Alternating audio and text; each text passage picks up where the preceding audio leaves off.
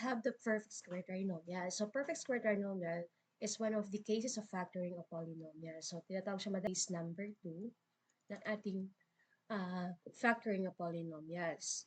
So, how we're going to factor if the given is already in perfect square. When you say perfect square, dapat itinan nyo yung dalawang dulo ng ating given if they are factorable, or I mean perfect square silang parehas.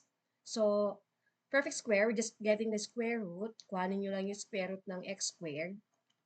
And then square root ng 16. So, yung gitna is our, ano na lang po, parang sign validator kung ano gagamitin nating sign. For example, what is the square root of x squared? So, we have the x. Square root naman ng 16, we have 4. So, dapat dito, kabisado nyo yung mga ating mga perfect squares. And then, yung nakuha nyong factor po ng x squared, kopyahin nyo lang. And then, factor po ng 16, we have 4. And then, yung sign dito sa gitna, yung ating positive 8x is our sign indicator na yun ang gagamitin natin dito. So, and then, you just enclose in parenthesis po and then write po squared po sa labas. Kasi we have the perfect square po. Or can be written also, pwede itong maging ganito din.